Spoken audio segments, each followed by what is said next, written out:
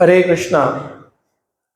तो आज हम सब यहाँ एकत्रित हुए हैं ताकि हम सब उस जीवात्मा के लिए जिन्होंने इस भौतिक संसार का त्याग किया है और अपने उस दिव्य लोक की यात्रा प्रारंभ करी है, तो परिवार के लोग रह जाते हैं, उनको बहुत कष्ट होता है क्योंकि उनके बीच से एक सदस्य अब नहीं रहे फिजिकल फॉर्म में, हमको शारीरिक रूप में नहीं दिखते। परंतु हमें ये जानना चाहिए, भगवत गीता बताती है कि हम ये शरीर नहीं हैं, हम एक आत्मा हैं। और आत्मा के लिए भगवत गीता में कहा है, नैनम छंदंति शस्त्राणि, ये शस्त्र से इसको काटा नहीं जा सकता। नैनम दहति पावकः, इसको आग से जलाया नहीं जा सकता। ना इसको पानी से भिगोया जा सकता है, ना ही इसको सुखाया जा सकता है। आत्मा एक सच्चिदानंद स्वरूप आत्मा है जो कि भगवान के धाम से इस संसार में कुछ विशेष कार्य करने के लिए आती है। विशेष कार्य क्या है? पर्पस ऑफ लाइफ क्या है? जीवन का लक्ष्य क्या है? भगवत गीता कहती है जीवन का लक्ष्य है एक जीवात्मा को भगवान की सेवा करनी चाहिए। मनुष्य शरीर पाकर के अपने जीवन की जिम्मेदारियों को निभाते हुए भगवान का स्मरण सदा बना रहे, ये मुख्य कार्य है। हम भगवान को कभी भूले नहीं, उनकी विस्मृति कभी ना हो। और इसी तरह जब हम अपना अंतिम शरीर छोड़ें तो अंते नारायण स्मृति, अंत में नारायण की स्मृति हो, ताकि हम अगले जन्म में भगवत धाम भगवान के संगी बन सके। इसके लिए शरीर मिला है। 84 लाख योनियां पार करने के बाद मनुष्य शरीर की प्राप्ति होती है। और इस मनुष्य शरीर को केवल, आप सोचेंगे, एक बहुत ही दिव्य बात मैं आपको बताऊंगा आज, जो कि गरुड़ पुराण के अंदर बताई गई है। गरुड़ पुराण के अंदर गरुड़ जी महाराज, जो कि भगवान विष्णु के वाहन हैं, और ये गरुड़ जो है कश्यप ऋषि के पुत्र हैं। कश्यप ऋषि की कई पत्नियां, उनमें से 2 मुख्य पत्नी हैं। एक का नाम है वनीता और एक का नाम है कद्रु। कद्रु माता से कई सारे सर्प ने जन्म लिया। इस संसार में जितने सांप आप देखते हैं, वासुकी आदि नाग, जितने नाग हैं, एक कद्रु के पुत्र पुत्री है। और 2 पुत्र उनकी अन्य पत्नी से हुए, जिनका नाम है गरुण और दूसरे पुत्र का नाम है अरुण।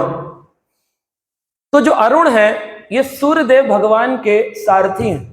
आपने जब सुबह सुबह सूरज निकलता है तो 5 बजे आप देखेंगे, सूर्य उदय के समय 5:25 पे लाल रंग का आकाश हो जाता है और उसके बाद फिर सूर्य पूरा प्रकट होता है।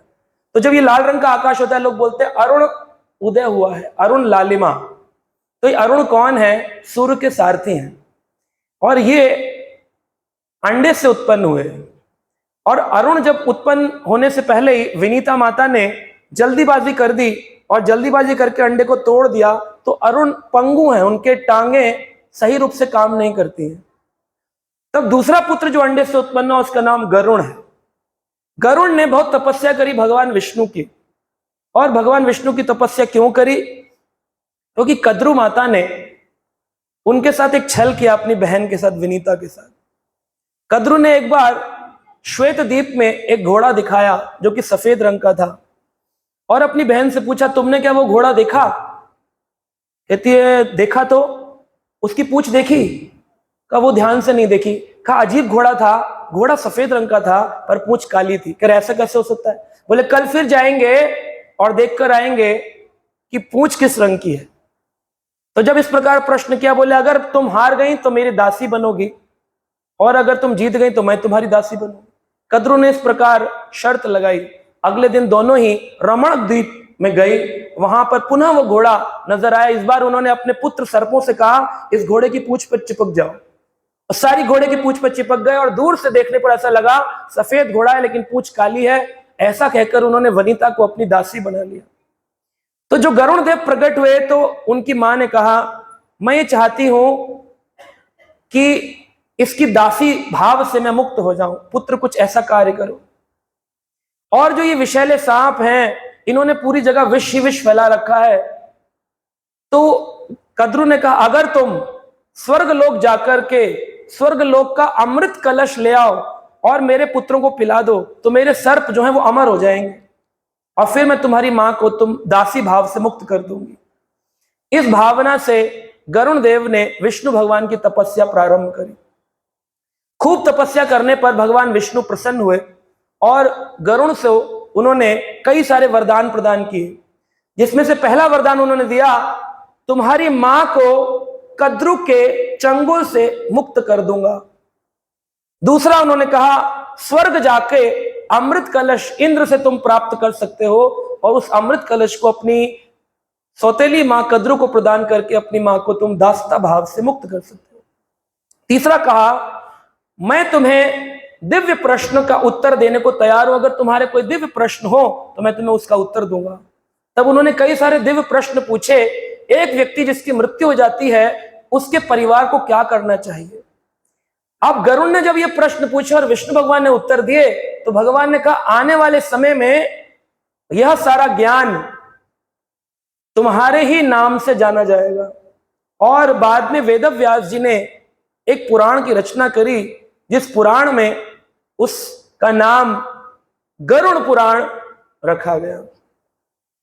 यह ज्ञान आपके नाम से प्रसिद्ध होगा और पूरा जगत किसी की मृत्यु हो जाने पर और इस ज्ञान की चर्चा करेगा तो वह भी, सुनने वाले भी मुक्त होंगे और जिसके लिए पढ़ा जाएगा वह भी मुक्त होगा। सुनने वाले क्या होंगे? वो भी मुक्त होंगे। सुनने वाले अगर सुनेंगे नहीं तो बहुत बड़ा आज डिसएडवांटेज लेकर के जाएंगे, क्योंकि भगवान विष्णु और गरुण के बीच का संवाद ही गरुण पुराण के धर्म खंड के प्रेत कल्प के अंदर वर्णन किया गया है, जो हर जीवात्मा को जानना बहुत जरूरी है। Nobody will teach you, I guarantee you, in this whole world। और आपने आज सुना भी नहीं होगा जो मैं आपको बताने वाला हूं, किसी भी प्रार्थना सभा में ऐसी चर्चा नहीं हुई होगी, क्योंकि कोई बात ही नहीं करता है। सब लोग आते हैं, पंडित जी अपना बोल रहे होते हैं, नीचे वाले लोग अपना बातें करते रहते हैं। प्रार्थना सभा का मूल्य नहीं जानते कि क्यों की जा रही है। प्रार्थना सभा का मतलब है कुल जीवात्मा ने जिसने अपनी यात्रा प्रारंभ कर दी है, नीचे वाले उसके लिए प्रार्थना करें कि तुम्हारी यात्रा सुखद हो, और जो नीचे रह गए हैं वो लोग कल होने वाली जो उनकी यात्रा है उसके लिए वो तैयार हो, क्योंकि हमें नहीं पता कि कल किसका अंत होने वाला है। मेरा हो सकता है, आपका हो सकता है, किसी का हो सकता है, और हम सबके लिए प्रार्थना सभा होगी। इसलिए जीते जिस मनुष्य शरीर में अपनी तैयारी हमको करनी चाहिए। इन प्रश्नों का उत्तर विष्णु भगवान ने, स्वयं भगवान ने, ये भगवान की वाणी है, हमारी नहीं, भगवान की वाणी है, गरुण जी को सुनाया, जिसका नाम पे गरुण पुराण पड़ा। तो देखिए एक श्लोक है इसी धर्म खंड का, जिसमें बताया गया है देवता लोग भी इस पृथ्वी पर आना चाहते हैं। गायन्ति देवः किल गीतकानि ध्यानस्तु ये भारत भूमि भागे स्वर्ग अपवर्गस्य फलार्जनाय भवन्ति भूया पुरुषा सुरत्वातः। सुरत्वातः यानी कि बड़े बड़े देवता भी क्या करते हैं? गायन्ति देवा किल गीतकानि, बड़े बड़े देवता गीत गाते हैं। क्या गीत गाते हैं?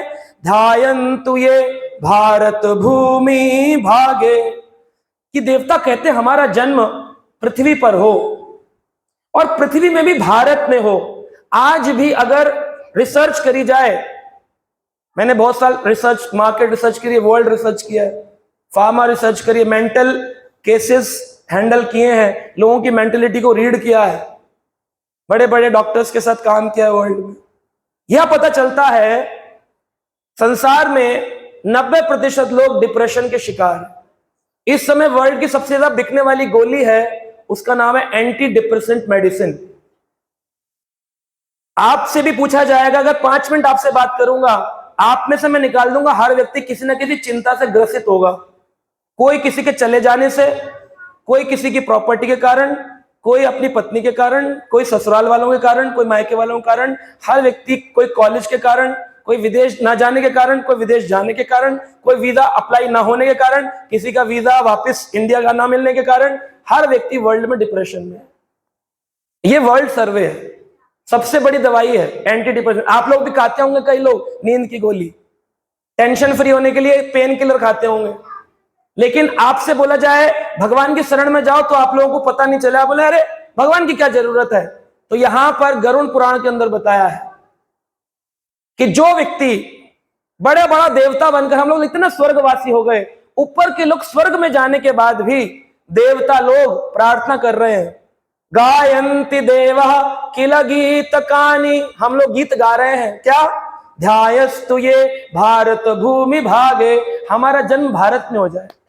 लेकिन आज के सारे बच्चों को माता पिता कहां भेजना चाहते हैं, विदेश चले जाए। मेरे माता पिता ने भी भेजा था, वो भाग्यशाली थे कि हमारे इस्कॉन के फाउंडर आचार्य प्रभुपाद जी ग्रंथ मेरे हाथ लगे, जिस कारण मेरा यू टर्न हो पाया, विदेश से वापस अपनी संस्कृति को पहचान पाए, वरना हम भी चले जाते, यूरोप में सेटल हो जाते, हो ही गए थे लगभग, लेकिन माँ बाप ने तो भेज ही दिया था। लेकिन प्रभुपाद जी ग्रंथ लौटाल के लिए, तो उसमें कह रहे हैं स्वर्ग अपवस्त फल अजार, अगर स्वर्ग चले जाओगे या नीचे के लोक में चले जाओगे, लेकिन जो सुख भारत भूमि में मिलेगा वो कहीं नहीं मिलेगा। क्यों, ऐसा क्या है भारत भूमि में? बोले भारत भूमि एक ऐसी जगह है जहां पर सभी तीर्थ विराजमान है। वर्ल्ड के अंदर भारत ही एक ऐसी जगह है जहां पर पूरे विश्व के लोग आकर के गंगा जी में अपनी अस्थि विसर्जन करते हैं। मेरे पास ऐसे बहुत सारे भक्त आते हैं जो कहते हैं हम लोग अमेरिका में रहते हैं, कनाडा में रहते हैं, टोरंटो में रहते हैं, कैलगरी में रहते हैं, प्रभु जी हमारे परिवार के लोग गुजर गए हैं, कृपया करके उनका अंतिम संस्कार करवा के उनकी अस्थियों को लॉकर में रखवा देना, जब हम आएंगे 8 महीने बाद वीजा लगेगा तब आकर अस्थि विसर्जन करेंगे। मैं कहता कोरियर कर दूंगा, आप वहीं अपने नाइल रिवर में कर लो विसर्जन, नदी में करे। नहीं, पवित्र नदी तो गंगा है ना, यानी भारत भूमि के अलावा कहीं मुक्ति नहीं है। विदेश में जाकर अस्थि विसर्जन नहीं हो सकता, अटलांटिक सागर में, गंगा में ही आना पड़ेगा, यमुना जी में आना पड़ेगा। तो आप कहेंगे भारत भूमि में सारे भगवान क्यों हो गए? बोले जैसे दिल्ली के अंदर एम्बेसी एरिया होता है जहां पर अमेरिकन एम्बेसी में अमेरिकन रूल अप्लाई होते हैं, वैसे ही भगवान की सृष्टि में केवल भारत एक ऐसी जगह है इस पूरी पृथ्वी में जो कि भगवान की स्पिरिचुअल एम्बेसी है, आध्यात्मिक एम्बेसी है। यहां पर वही रूल लगते हैं जो भगवान के धाम में। भगवान के धाम में जो विरजा नदी है वही यहां पर गंगा नदी बनकर बह रही है। भगवान के धाम में जो उनकी पटरानी है यमुना माता, कालिंदी, वही यहां यमुना बनकर वृंदावन में बह रही है। भगवान का जो गोलोक वृंदावन धाम है उसी की प्रतिछाया श्री वृंदावन धाम पृथ्वी पर विराजमान है। तो ऐसा और किसी देश में मिलेगा? देवता भारत भूमि आना चाहते हैं, लेकिन यहाँ के जो लोग हैं वो भारत भूमि छोड़कर अन्य अन्य देशों में जाना चाहते हैं। इसी को कहते हैं इल्यूजन, भ्रम, जिसमें सारा संसार है, और फिर बाद में जाकर कहां जाते हैं? डिप्रेशन। तो अगर किसी व्यक्ति का शरीर छूट जाए, हम इस पर चर्चा करते हैं, तो उसकी मुक्ति कैसे होगी? तो गरुड़ ने प्रश्न किया, अगर कोई व्यक्ति मुक्त होना चाहे इस भौतिक संसार के जन्म मृत्यु चक्र से, तो हे विष्णु क्या कोई तरीका है? तो भगवान विष्णु ने कहा नाम संकीर्तन। क्या कहा? नाम संकीर्तन। भगवान के नाम को जपने वाला व्यक्ति, जिसने अपने जीवन काल में भगवान का नाम जपा होगा, कीर्तन किया होगा, गाया होगा, वह व्यक्ति अपने आप ही इस संसार से मुक्त हो जाए, मुक्त हो जाए। गरुड़ ने कहा लेकिन ऐसे तो बहुत सारे लोग हैं जो भगवान का नाम भजन नहीं करते। इतनी धर्म समुदाय बनी हुई है, पारसी समुदाय, मुस्लिम समुदाय, ईसाई समुदाय, ये तो भगवान का भजन नहीं कर रहे हैं, तो क्या ये मुक्त नहीं होंगे? भगवान विष्णु का नहीं। क्या कहा? नहीं। पढ़ लीजिए गरुड़ पुराण धर्मखंड प्रेतकल्प, लिखा हुआ, पुराणों में लिखा, हमारे संस्कृत। आपको लग रहा होगा मजाक है, ऐसा कैसे हो सकता है? Because you will not believe. You can believe on a book written by someone, but you will not believe on a book written by the God. भगवान विष्णु की वाणी है। हम एक मैथमेटिक्स की किताब लाते हैं, अपने बच्चों को कहते हैं रेफरेंस बुक है, पढ़ लो बेटा, इससे तुम्हारा 12th में अच्छे मार्क्स आएंगे। उस इंसान की किताब को मानते हैं, लेकिन भगवान की लिखी हुई गीता को, पुराण को नहीं मानते। यही इल्यूजन, इसको कहते हैं भ्रम। तब उन्होंने पूछा कि मान लीजिए चलिए किसी ने भजन नहीं किया, तो कोई तरीका तो होगा, एक होता है ना ऑल्टरनेटिव, कोई तरीका मुक्ति का। उन्होंने कहा दूसरा तरीका है, उस व्यक्ति के अंतिम संस्कार को तरीके से किया जाए। आजीवन काल तो भजन नहीं किया, लेकिन अब क्या करें, अंत समय आ गया, कहीं पे भी आ सकता है, तो उसका अंतिम संस्कार सही तरीके से हो तो मुक्ति हो सकती है। अगर उसमें भी गड़बड़ हो गई तो वो फिर मुक्ति का वो चांस नहीं गया। तो क्या मुक्ति का तरीका है? तो गरुड़ को भगवान बता रहे हैं पुत्र के द्वारा ही मुक्ति हो सकती है। पू नामक नरक त्रायते इति पुत्रः। अब पुत्र मुक्त कर सकता है। अब कई लोग मुझसे प्रश्न कहते हैं हमारे पुत्री नहीं है तो हमारी मुक्ति कैसे हो? तो उसका उत्तर पहले ही दे दिया भगवान ने, नाम संकीर्तन से। जो नाम संकीर्तन करेंगे वो वैसे मुक्त हो जाएंगे। लेकिन पुत्री हो, 2 पुत्री थी, अब क्या करें, 3 पुत्री थी, अब कौन हमारा अंतिम संस्कार करेगा? स्त्रियों को शमशान में प्रवेश करना भी वर्जित है। क्यों क्यों वर्जित है? अभी इक्वल राइट्स वाले आ जाते, कहते हैं नहीं नहीं, both are equal, both are equal, नहीं, बोथ आर नॉट इक्वल। पुरुष जो है वो संतान उत्पत्ति कर सकता है, जननी बन सकता है, तो बोथ आर इक्वल कैसे हो गए?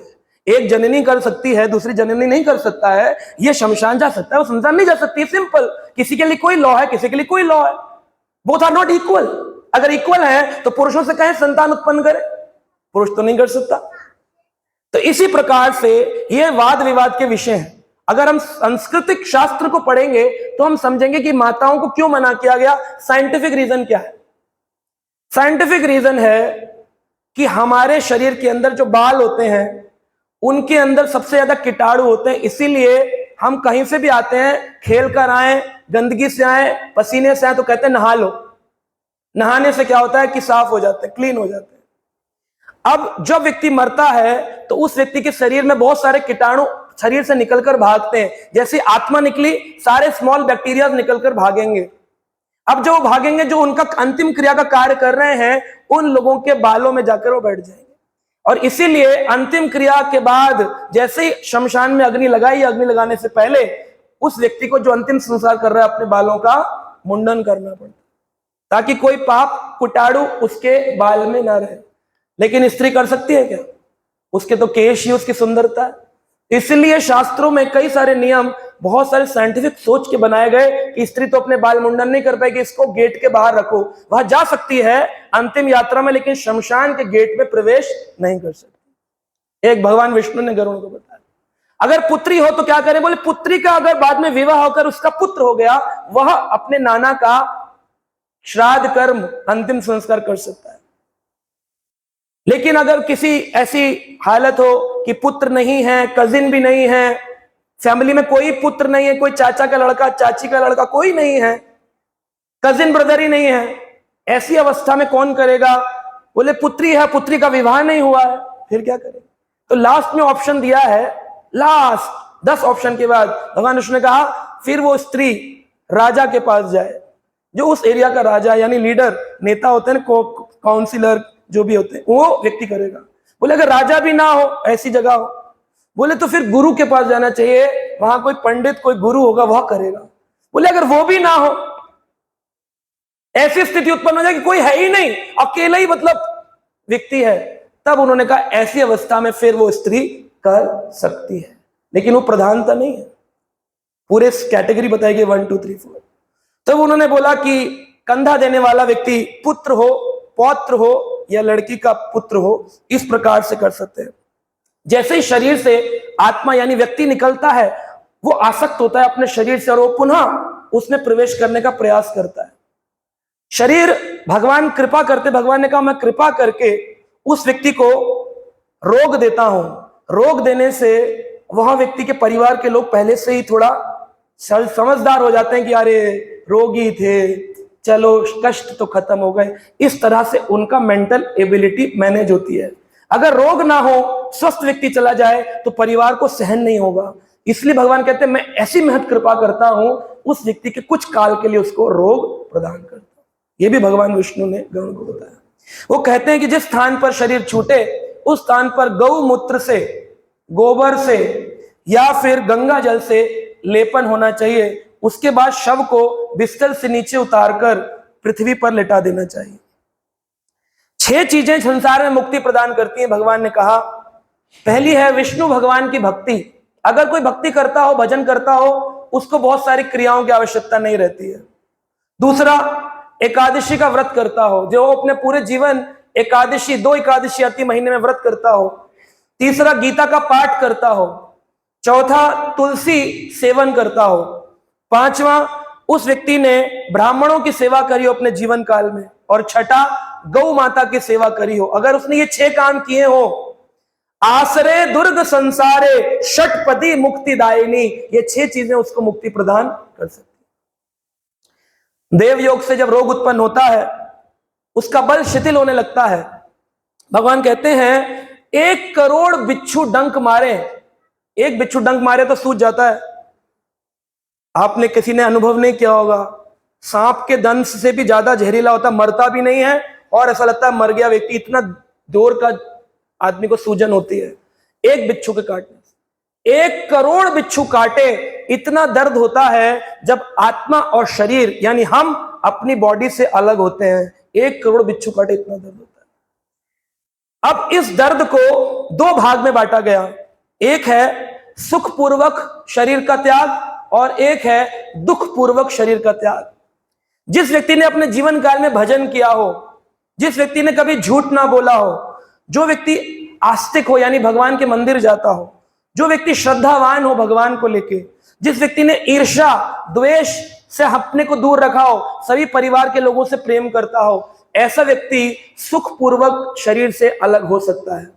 लेकिन जिसने कभी भगवान पर भरोसा नहीं किया, जो कहता है भगवान भगवान सब फालतूगिरी है, झूठ है, मेहनत करो, वर्क इज वर्शिप, कर्म करो, कर्म ही पूजा है, ऐसी बातें करने वाले को 1 करोड़ बिच्छू के डंक का दर्द होगा और उसकी वो रोएगा जीवात्मा, उसको शरीर से अलग कर दिया खींच करके।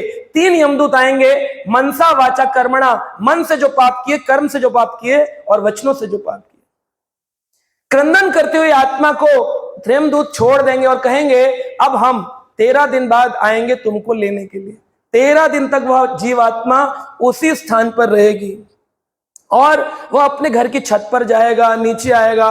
परिवार के लोग जब उसको जलाने के लिए, उसके अंतिम संस्कार आत्मदाह, उसके अग्निदाह संस्कार के लिए शमशान की ओर ले जाएंगे, तब वह अपनी छाती पर बैठकर ही अपने साथ शमशान तक जाएगा और देखेगा मेरे शरीर के साथ क्या हो रहा है। आपको लगता है व्यक्ति तो चला गया, हमारे को दिखाई नहीं दे रहा, लेकिन आप उसको नहीं देख सकते, लेकिन वो आपको देख सकता है। और इस समय जिस दिवंगत आत्मा ने अपने शरीर का त्याग किया, वो बैठ करके कथा को श्रवण कर रही है, वो सुनती है। इस शरीर को जो उनको प्राप्त होता है उसको कहा जाता है अतिवाहक शरीर, अंग्रेजी में इसको कहते हैं एयरी बॉडी। जैसे हवा होती है, दिखाई नहीं देती है पर फील होती है कि हाँ हवा है, हवा है, हवा है, दिखती तो नहीं है, किसी ने आज तक हवा का स्वरूप नहीं देखा, लेकिन वैसे ही एयरी बॉडी प्राप्त करके ट्रांसपेरेंट बॉडी वह जीवात्मा 13 दिन तक अपने घर में रहती है। रोज अपने घर के लोगों को रोता हुआ, बिलखता हुआ देखकर वो बोलती है देखो मैं खुश हूं, मुझे प्रॉब्लम थी, मेरा शरीर छोड़ गया, अच्छा हुआ, मुझे निकाल दिया, बहुत अच्छा हुआ, भगवान की बड़ी कृपा है। लेकिन हम सुनते नहीं है। जितना जितना हम रोएंगे उतना उतना उस व्यक्ति के आंसुओं को मिलाकर कफ बनाकर उस आत्मा को उस शरीर में पिलाया जाएगा। यानी परिवार के लोग अगर रोते हैं तो उनके कफ को उस आत्मा को पिलाया जाता है। इसलिए कहा जाता है कि हमें कीर्तन अधिक करना चाहिए, इमोशनल होना चाहिए, थोड़ा दिन रहेगा व्यक्ति इमोशनल, लेकिन अधिक रोना नहीं चाहिए, क्रंदन नहीं करना चाहिए। इसीलिए रूप गोस्वामी ने 4 वर्ण के लोगों के लिए सूतक काल के 4 नियम दिए। कहा ब्राह्मणों के लिए 11 दिन, क्षत्रिय के लिए 15 दिन, वैश्यों के लिए 17 दिन और शूद्रों के लिए 1 महीना, उससे भी अधिक। क्यों ऐसा डिफरेंस क्यों? ब्राह्मण क्योंकि शास्त्र पढ़ता है, जो शास्त्र पढ़ता है उसी को ब्राह्मण कहते हैं, जाति की बात नहीं हो रही है।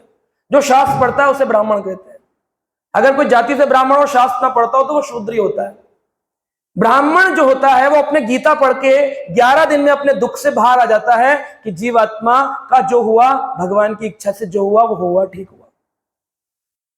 क्षत्रिय होता है, वो अर्जुन क्षत्रिय थे, उन्होंने कृष्ण से गीता का ज्ञान लिया, तो क्षत्रिय लोग गीता का ज्ञान सुन के 15 दिन में अपने दुख से बाहर आ जाते हैं। अर्जुन का बेटा अभिमन्यु जी भी मारा गया, 1 दिन के अंदर ही अर्जुन दोबारा से युद्ध भूमि में लड़ने लग गए।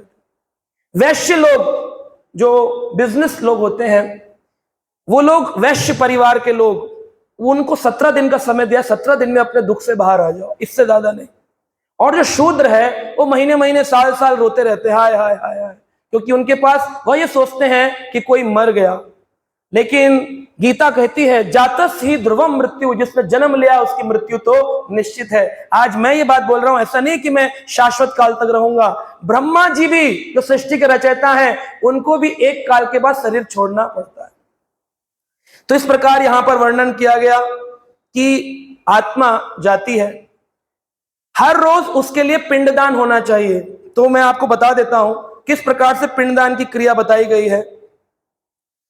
सबसे पहले तो जीवात्मा जब शरीर त्यागती है उसके शरीर को स्नान कराना चाहिए गंगा जल से, मुख में गंगा जल तुलसी दल देना चाहिए, आंखों को बंद कर देना चाहिए क्योंकि देख करके लोग घबराते हैं, आंखें खुली रहती हैं, ब्लिंक नहीं करती हैं, झपकती नहीं आंखें, क्योंकि बाद में जब शरीर से काफी देर बाद अकड़ जाता है फिर आप उसको शरीर को सीधा नहीं कर सकते हैं, आंखों को बंद नहीं कर पाएंगे। उसके बाद नवीन वस्त्र, नए वस्त्र पहनाए जाते हैं, चंदन का लेप करना चाहिए। वैष्णव लोग 12 तिलक लगाते हैं, जिस प्रकार हम लोग नित्य अपना स्नान का तिलक लगाते हैं वैसे ही मृत शरीर को भी 12 तिलक लगाए जाते हैं। चंदन आदि लगाने के बाद सुगंधी इत्र लगाए जाते हैं, बिल्कुल अच्छे तरीके से शव की यात्रा कराई जाती है ताकि वह जीवात्मा ये ना सोचे मैं शरीर से निकल गया तो मुझे गंदे कूड़े करकट में भेजा करके जला दिया। उसको लगना चाहिए मेरी यात्रा अच्छे तरीके से की गई, इसलिए माला अर्पण करके चादर लगा के अच्छे से उसको ले जाया जाता है। अब इसके अंदर कई प्रकार के पिंड दिए गए, पिंडदान बहुत इंपॉर्टेंट होता है। उस पिंडदान से क्या होता है, जिस शरीर की हमने चर्चा करी अतिवाहक शरीर, वह पिंडदान से ही बनता है, जिससे उसकी यात्रा चलेगी। 11 महीने की जो बरसी बताई गई, 1 साल बाद बरसी होती है, वो 1 साल 11 महीने की जो यात्रा है उसको चलने के लिए भी तो शरीर चाहिए, उसके लिए पिंडदान किए जाते हैं। पहला पिंड जिसको कहा जाता है शव पिंड, वह मृत्यु के स्थान पर जहां मृत्यु हुई वहीं दिया जाएगा। पिंडदान में क्या होता है, एक आटा होता है, काला तिल होता है, जो भी शमशान से कोई पुजारी आते हैं वह लोग उस पिंडदान को कराते। कभी कभी गांव में लोग समझदार होते हैं, शास्त्र पढ़ते हैं, वो लोग घर में भी कर लेते हैं। एक आटा, उसके अंदर तिल, काला तिल लेकर उस शव के पास रखा जाता है, बोल करके कि हमने इस व्यक्ति के लिए यह शव पिंड का दान किया। दूसरा पिंड द्वार पर पांथ पिंड के नाम से दान किया जाता है। तीसरा पिंड खेचर पिंड कहलाता है, जो कि चौराहे पर, जिस चौराहे से वो आदमी रोज आता जाता था, उस चौराहे पर पिंड दान होता है। चौथा पिंड भूत संज्ञक नामक पिंड, जो कि शव के विश्राम स्थान पर दिया, जब शव शमशान में पहुंचता है तब। और फिर चिता के ऊपर साधक पिंड दिया जाता है। और फिर अंत में जब चिता पूर्ण हो जाती है तो पूजा में जब अस्थि विसर्जन करने जाते हैं तब तीसरे दिन प्रेत संज्ञक पिंड, जिसे अस्थि संचय पिंड कहा जाता है, 6 पिंड हो गए। इस प्रकार से 10 दिन के अंदर अंदर 10 पिंड देना बहुत जरूरी होता है। 10 पिंडी क्रिया कही जाती है। अगर ये 10 पिंड में से आपने एक भी पिंड मिस कर दिया तो उस जीवात्मा को, आपके जो फैमिली मेंबर गए हैं, उनको चलने में प्रॉब्लम होगी, उनको तकलीफ होगी। मान लो आपने एक पिंड कम कर दिया तो एक टांग कम है, एक टांग से 11 महीने चलना पड़ेगा।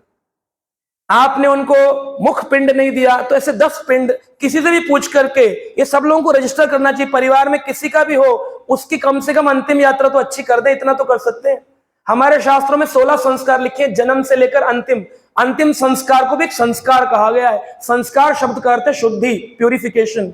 अंतिम शुद्धि तो कर दो कम से कम उसकी।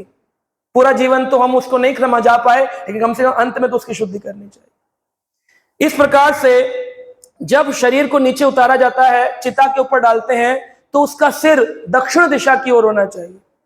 और इस प्रकार जब शरीर आधा अग्निदाह हो जाए तब कपाल को तोड़कर कपाल क्रिया की जाती है। आजकल लोगों पर टाइम नहीं है, चौथे दिन में चौथा करके और वो कहते हैं बस हो गया, अब और क्या करना है, चौथा हो गया।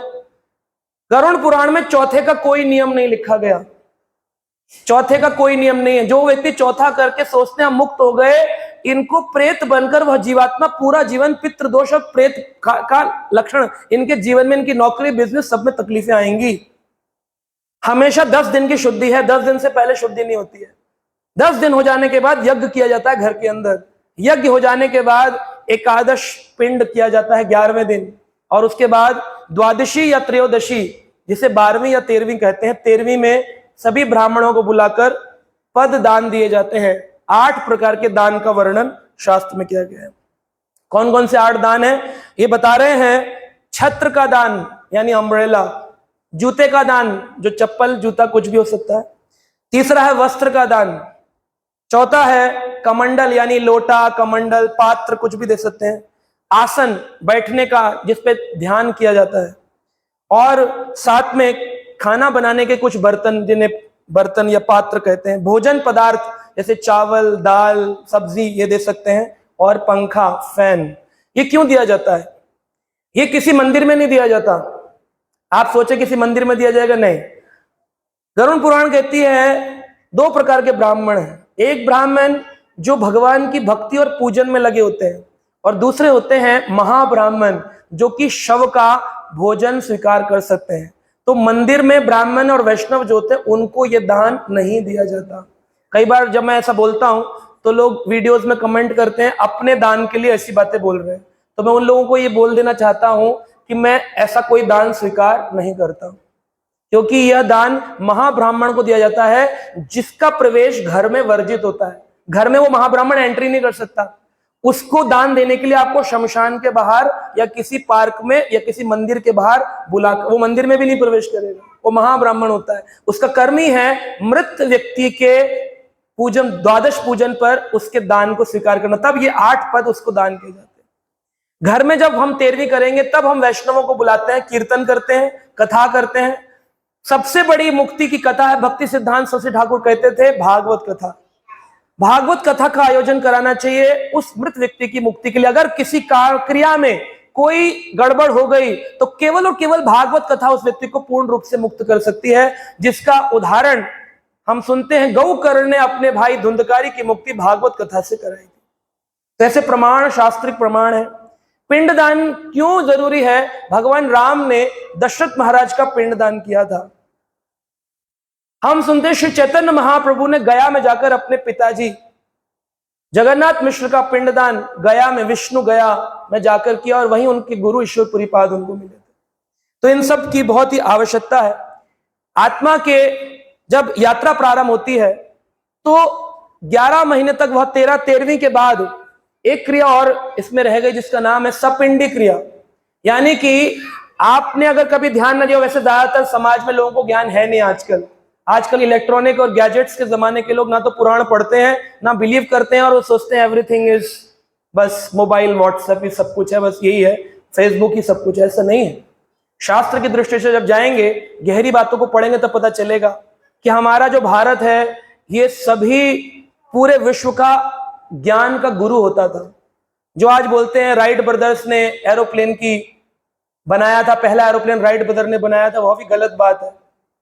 महाराष्ट्र में एक व्यक्ति थे तलपड़े बापूजी, जिन्होंने पहली बार चौपाटी में अपना एरोप्लेन उड़ाया था। 25 प्रकार के एरोप्लेन बनाए थे जो उन्होंने वायु पुराण के अंदर विमान खंड से निकालकर 25 प्रकार के एरोप्लेन बनाए थे और उड़ाकर चौपाटी के समुद्र पर दिखाया था।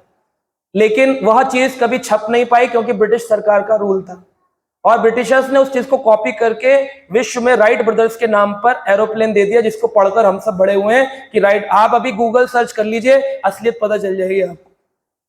ऐसी बहुत सारी थ्योरी है जो आपको चिपका दी गई विदेशियों के द्वारा, और आप उन्हीं को सुनकर सोचते हैं आप बड़े ज्ञानी हैं। मैं भी उसी ज्ञान से पढ़ा हुआ हूं। लंदन गया था पढ़ने, लौट कर आया तब पता चला सब पढ़ाई बोगस निकली, उसमें कुछ दम ही नहीं था। तो ये शास्त्र पढ़ना बहुत जरूरी है। 84 लाख प्रकार की योनियों में जाने के लिए एक क्रिया है जिसको सपिंडी क्रिया कहते हैं। यानी कि सारा पिंडदान कर लिया, कुछ लोग 17 पिंडदान भी करवाते हैं, ज्यादा कर सकते हो, 10 से कम नहीं होने चाहिए। कुछ लोग 21 पिंडदान करते हैं, ज्यादा हो सकते हैं, कम नहीं होने चाहिए। पिंडदान होने के बाद जब पूजा होती है तो उस पूजा को कहते हैं प्रेत पूजा। मैंने अपने परिवार में कई सारे सदस्यों की स्वयं पूजा करी है, उसको प्रेत पूजा कहते हैं। प्रेत पूजा कैसे होती है? इस उंगली से पूजा की जाती है, इसलिए जब भगवान के नाम का जप करते हैं इस उंगली का इस्तेमाल नहीं करते हैं, क्योंकि यह प्रेत पूजा की उंगली है। इसी से आपको रोली लगवाएंगे, तिल लगवाएंगे, चावल लगवाएंगे।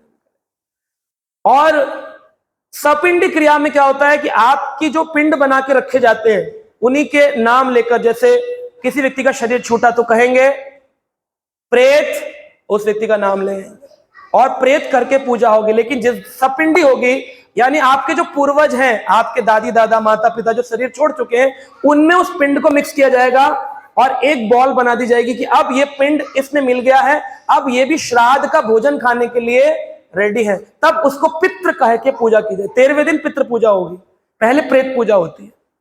किसी भी जगह जाइएगा, अगर कोई नॉलेजेबल ब्राह्मण मिलेगा, वो प्रेतः प्रेतः प्रेता कह के बोलेगा, और जब सपिंडी क्रिया हो जाएगी तब कहेगा पितृ पितृ पितृ।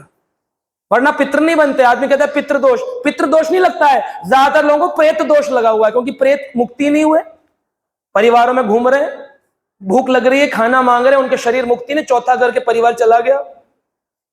11 महीने की यात्रा के बाद 84 लाख प्रकार की योनियों में पुनर्जन्म होता है।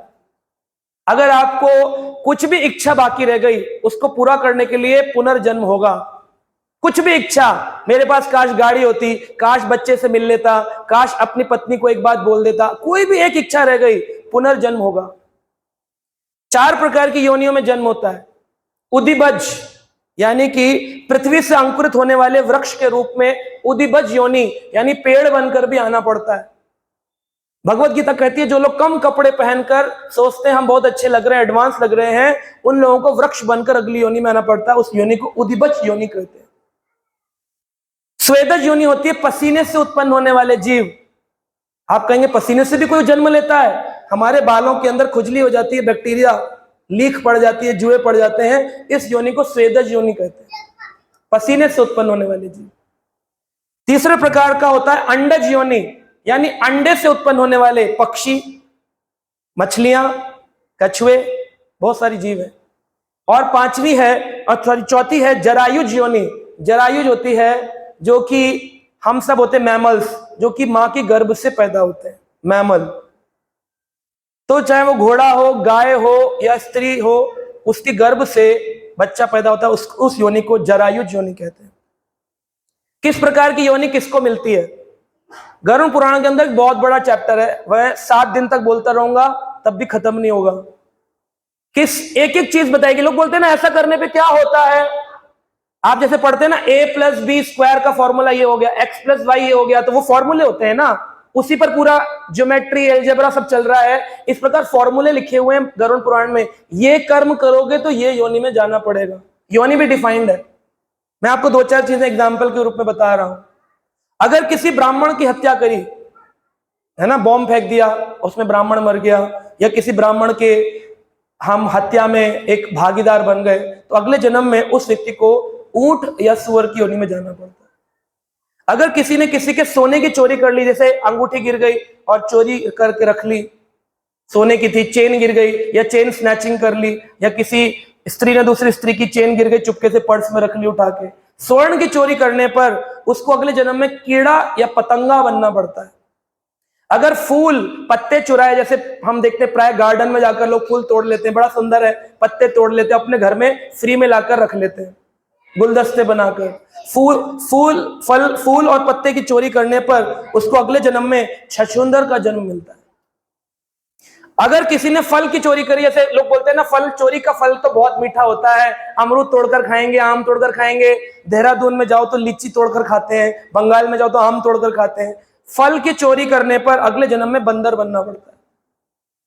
स्त्री के बल पर जीवन जीने वाले कई पुरुष होते हैं। स्त्री कमाती है, पुरुष घर पे रहता है, कहता है मैं तो घर देख लूंगा, तुम जॉब कर लो, बिजनेस था वो बंद हो गया, वो उसी के दम पर चलता है, तुम नौकरी कर लो।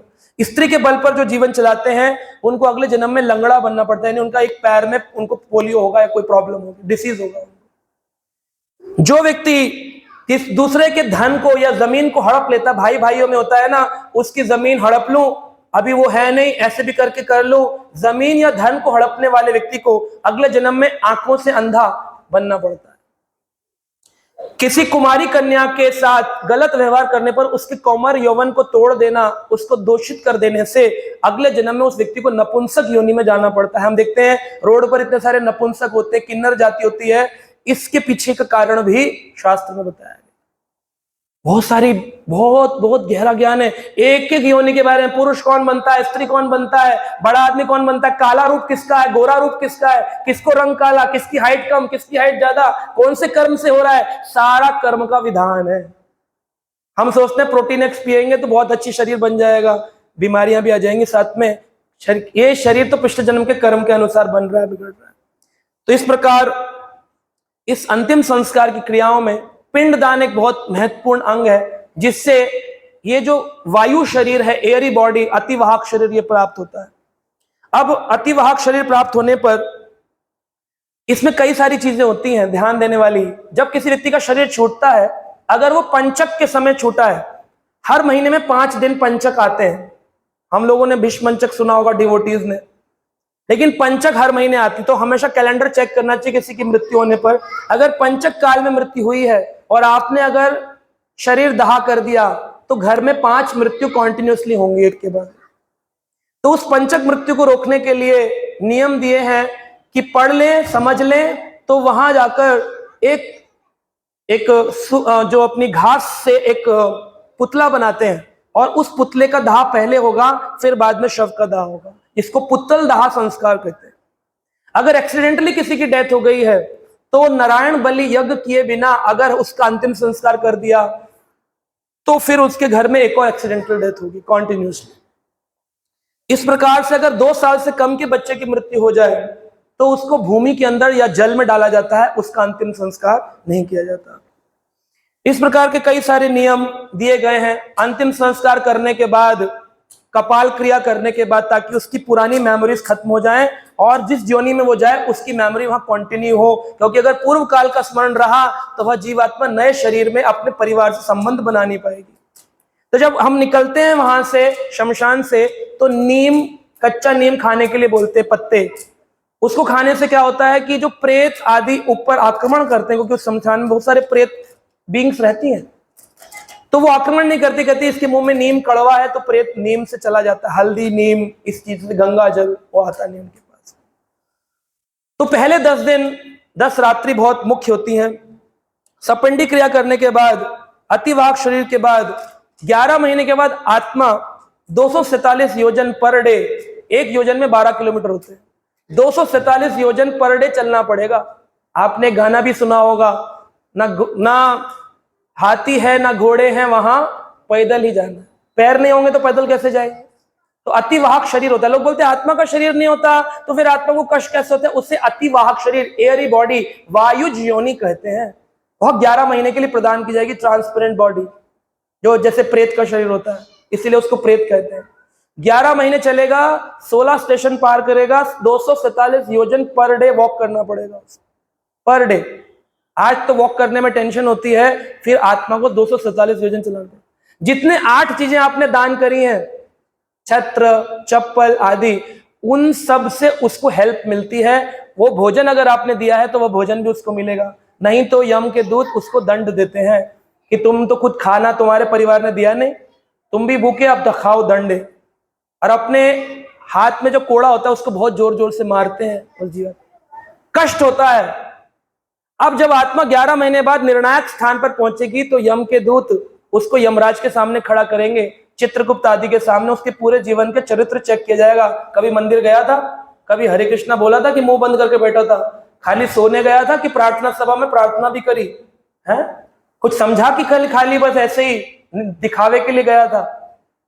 हम सबको शमशान वैराग उत्पन्न होता है। शमशान में जाते हैं, कहते हैं हाय हाय जीवन कुछ नहीं है। 1 महीने बाद सब भूल जाते हैं, मेमोरीज फेड अवे, सब भूल जाते हैं, सब अपने उसी संसार में टीवी पिक्चर सब देख रहे होते हैं। लेकिन अगर आप सच में किसी जीवात्मा की मदद करना चाहते हैं तो उसके लिए 11 महीने तक हर महीने श्राद्ध करना चाहिए। हर महीने जिस दिन उसकी मृत्यु हुई है उसके लिए भोजन निकाला जाएगा। 11वां महीने हो जाने के बाद बरसी, 1 साल बाद उसके लिए गीता का पाठ, भागवत कथा, कीर्तन आदि किए जाएंगे।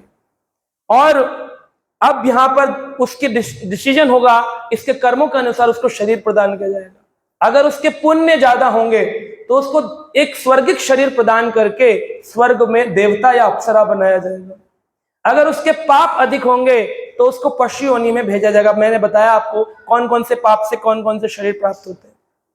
अगर उसने पुण्य और पाप बराबर होंगे, इक्वल, पाप भी बहुत किए और पुण्य भी बहुत किए, इधर कमाते थे, इधर शराब भी पीते थे चुपके चुपके, और इधर दान भी देते थे मंदिर में जाकर, पुण्य और पाप बराबर होंगे, उस व्यक्ति को दोबारा मनुष्य शरीर में आना पड़ेगा। जैसे कर्म होंगे उसके अनुसार उसको वैसा शरीर प्राप्त होगा। अगर उसने पाप बहुत अधिक किए हुए हैं जो कि पशु शरीर में भी नहीं जा सकता है, तो उसको ट्रेनिंग देने के लिए नरक में भेजा जाएगा। वहां पर उसको एक शरीर दिया जाएगा जिसका नाम है यातना शरीर, जिसको कहते हैं उस शरीर से दंड मिलेगा आपको। जैसे जेल में जाते हैं तो एक यूनिफॉर्म पहनाया जाता है, उस यूनिफॉर्म के अंदर फिर आपको दंड दिए जाते हैं, जेल की ड्रेस होती है। हॉस्पिटल जाते हैं, हॉस्पिटल की सर्जरी ड्रेस होती है। ऐसे ही दंड देने के लिए यातना शरीर नरक में दिया जाता है। लोग बोलते हैं स्वर्ग नरक यही है, किसने देखा? कौन गया? शास्त्र की दृष्टि है। आपने बर्मुडा ट्रायंगल नहीं देखा होगा, लेकिन बर्मुडा ट्रायंगल के बारे में पढ़ा होगा या यूट्यूब में सुना होगा। ऐसे ही कई सारी चीजों का ज्ञान देख करके नहीं, पढ़कर और सुनकर के लिया जाता है, जिसको अनुभव कहते हैं। सारी बीमारियां आपको नहीं हुई हैं, डॉक्टर को नहीं होती, लेकिन डॉक्टर पढ़ता है और बीमारियों के बारे में जानता है। ये नहीं होता कि सारी बीमारी होंगी तभी जानेंगे, तो नर्क स्वर्ग जाएंगे तभी जानेंगे, ऐसा जरूरी नहीं है। शास्त्र को समझना चाहिए। तो उसमें बताया है नर्क और स्वर्ग ट्रेनिंग ग्राउंड्स हैं। अगर अच्छे कर्म किए होंगे तो यहाँ राजा का शरीर मिलने से पहले स्वर्ग में ट्रेनिंग दी जाएगी कि राजा बन के कैसे रहा जाता है। और अगर पशु बनना होगा तो नर्क में जाकर ट्रेनिंग दी जाएगी कि नीचे जाकर दुख कैसे भोगे जाएंगे, क्योंकि एक आदमी को अलग तुरंत पशु बना दिया जाए वो सहन नहीं कर पाए। इसलिए उसे कुंभिपाकम, रौरव, अंधतामिस्त्र, त्रमस्त्र नर्क, ऐसे 1000 नरकों का वर्णन गरुड़ पुराण में किया है। भागवत में 28 प्रकार के नरकों का वर्णन है। भगवान विष्णु ने कहा 7 नरक तो बहुत मुख्य हैं, जिन्हें मेन प्रिजन सेल कहा गया है। वहां दंड देने के बाद महीनों महीनों, सालों सालों, युगों युगों रहने के बाद जीवात्मा की जब ट्रेनिंग हो जाएगी तब उसको पशु शरीर या मनुष्य शरीर मिलेगा। यानी कि स्वर्ग गए या नर्क गए, दोनों रूप से वापस इस पृथ्वी पर आना पड़ता है। इसीलिए देवताओं का श्लोक मैंने आपको सुनाया। देवता भी गाते हैं काश हमें मनुष्य शरीर मिल जाए, क्योंकि इसी शरीर से भगवान के नाम का भजन हो सकता है। जिसने जीवन में भजन किया होगा उसको इन सब यातनाओं में जाना नहीं पड़ेगा। उसके लिए विष्णु लोक से गरुड़ विमान आएगा और वह तुरंत ही अपना शरीर त्यागते ही बिना किसी स्ट्रगल के दिव्य शरीर पाकर भगवान के धाम को चला जाएगा, जिसको वैकुंठवासी कहते हैं। वैकुंठ। अब आपके हाथ में डिसीजन है, ABCD लिखते हैं ना, B for birth, C for choice, D for death. Birth to death के बीच में चॉइस है। आपको भगवान का भजन करके वैकुंठवासी बनना है, या फिर आपको वही अपना जीवन जी करके टीवी में क्रिकेट मैच देख के और इलेक्शन देख के और वही आपको ये 11 महीने पैदल चलना है, कोड़े खाना है, या आपके हाथ में। भगवान ने दोनों डिसीजन दिए, चॉइस इज योर्स। आपके निर्णय आपके हाथ में है। जैसे कल इलेक्शन होने वाला है, वोट देने का हाथ में हमारे दिया गया है, हम जिसको चाहें उसको चुन सकते हैं। ऐसी वोटिंग आपके हाथ में, आप किस रास्ते जाना चाहते हैं। अपने परिवार के दिवंगत जीवात्मा के लिए आप क्या करना चाहते हैं? उनके लिए भागवत कराइए, कीर्तन कराइए, उनके लिए श्राद्ध कर्म करिए, वैष्णवों को भोजन खिलाइए, मंदिर निर्माण कराइए, प्याऊ बनवाइए। ऐसे कर्म करने से जीवात्मा को उसके नरक की यातना से मुक्ति मिलती है। अगर उसने पूरा जीवन भजन ना भी किया हो, लोग बोलते हैं ना पिंडदान से मुक्ति हो जाएगी। मुक्ति का क्या मतलब है?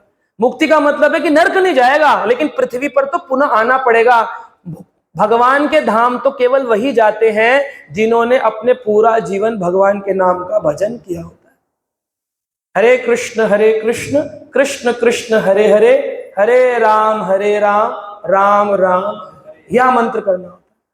श्राद्ध कर्म 12 महीने जो आने वाले हैं उसमें हर महीने जिस तिथि को शरीर छूटा है उसमें उनके लिए श्राद्ध करना चाहिए। कई बार लोग बोलते हैं अगर शरीर एकादशी तिथि पे छूटा हो तो श्राद्ध कैसे करेंगे? एकादशी तिथि पर अगर शरीर छूटा हो तो उस व्यक्ति का जितना भी पिंडदान आदि क्रियाएं हैं, श्राद्ध कर्म, वह द्वादशी तिथि को होगा। शरीर का दाह भी दूसरे दिन किया जाता है, वेट किया जाता है। क्यों? क्योंकि पिंडदान में तिल का दान होता है और एकादशी के दिन तिल का दान करना, अन्न का दान करना, पिंड का दान करना, आटे का दान करना, जीव आत्मा को स्ट्रेट वे टू हेल, नरक के द्वार खुल जाएंगे। तुरंत यमदूत ले जाकर बिना डिसीजन के नरक में छोड़ देंगे। इसलिए कोई भी कार्यक्रम एकादशी तिथि पर नहीं होगा। अगर करना भी पड़े तो श्राद्ध कर्म फल, केले और दूध से किया जाएगा। ब्राह्मण को केला दूध खिला दो, बोले हो गया श्राद्ध। आपने रोटी भोजन पूरी सब्जी बनाई, खिलाने वाला, खाने वाला और जिसके लिए किया जाएगा, तीनों के लिए नरक द्वारम अपावृतम, पूरा स्ट्रेट अवे खुला होता है। सेंसर लगे होते हैं ना मॉल में, अपने आप खुल जाएगा, कोई चेकिंग नहीं होगी, सीधे अंदर। अब हो सकता है आपको ये झूठ लग रहा हो, अरे प्रभु जी तो मैं साइंस पढ़ा है मैंने, है ना, और वो भी इंडिया में नहीं पढ़ा, लंदन से पढ़ा था। फार्मा रिसर्च कंपनी में बड़े बड़े मॉलिक्यूल रिसर्च किए, सब कुछ पढ़ने के बाद मैनेजमेंट पढ़ा सिम्बायोसिस कॉलेज से। सब कुछ पढ़ने के बाद बड़ी कंपनियों में रिसर्च करने के बाद जब शास्त्र पढ़े तब आंखें खुली और ये देख पाते हैं अपनी आंखों से। एक ही हॉस्पिटल में 2 बच्चों का जन्म होता है, एक बच्चा साइकिल पर जा रहा है अपने पिता के साथ गोदी में और एक बच्चा मर्सिडीज कार में बैठकर जा रहा है। लोग बोलते हैं इसी कर्म का इसी जन्म में मिलता है। बोले फिर इस बच्चे के साथ ऐसा क्यों हुआ? एक साइकिल रिक्शे पे जा रहा है और एक मर्सिडीज कार में जा रहा है। लोग बोलते पूर्व जन्म का, तो पूर्व जन्म का कर्म होता है, वरना जन्म किसी का अमीर घर में किसी का गरीब घर में नहीं होता, किसी को काला रूप किसी को गोरा रूप नहीं मिलता। अभी तो जन्म ही हुआ है, अभी कर्म किया कहां, फिर कैसे लंगड़ा काला लूला हो गया, कैसे बच्चे को सुनाई नहीं दे रहा, कैसे हो गया कि बच्चा काले रंग का हो गया, बच्चा गरीब घर में आ गया। पूर्व जन्म के कर्म चले आ रहे हैं, एक एक चीज का हिसाब किताब है। भगवान कह रहे हैं कर्म देव नेत्रेण, देवता लोग हर कर्म को ऑब्जर्व कर रहे हैं आपके। तो इसलिए हम एकादशी तिथि का बड़ा सम्मान करते हैं, एकादशी तिथि पर हम लोग व्रत करते हैं, भजन करते हैं, भगवान की उपासना करते हैं। तो आज मैंने आपको गरुड़ पुराण के धर्म खंड से ये धार्मिक बात बताई जो कि हर एक जीवात्मा के लिए जानना अति अनिवार्य है। It's very important. जैसे ट्रैफिक रूल्स बच्चों को पढ़ाए जाते हैं, these are the rules for living your life. अपना जीवन जीने के रूल हैं और जीवन छोड़ने के बाद के। आर्ट ऑफ लिविंग तो सीखते हैं, art of living the world किसी ने अपने बच्चों को नहीं सिखाया। मान लो कल आप गुजर जाते हैं, आपके बच्चे को जब नॉलेज ही नहीं होगी कैसे पिंडदान करेगा? बोलेगा पापा तो कंप्यूटर चलाना सिखाते थे, कंप्यूटर से हो गया, लिख देंगे रेस्ट इन पीस, खत्म का। कौन सा पीस? कहां है पीस? कोई पीस नहीं है वर्ल्ड में। कहां जाएगी जीवात्मा? कभी सोचा? पढ़ो उसको, गरुड़ पुराण में, भागवत पुराण में, पद्म पुराण में पूरा वर्णन, भगवत गीता पढ़ो। जब पढ़ेंगे तो समझ में आता है ओ गलती कर दी, and then you should take a U turn. हम ये नहीं कहते आप अपनी क्रियाओं को छोड़ दो, जन्म मिला है, अपनी जिम्मेदारी निभाइए, घर में रहिए, लेकिन घर में रहते हुए भगवान का भजन करिए। हरे कृष्ण कृष्ण कृष्ण हरे हरे, हरे राम राम राम। तो अभी हम यहाँ पर 5 मिनट कीर्तन करेंगे और उसके बाद सभी लोग फ्लावर ऑफरिंग करेंगे।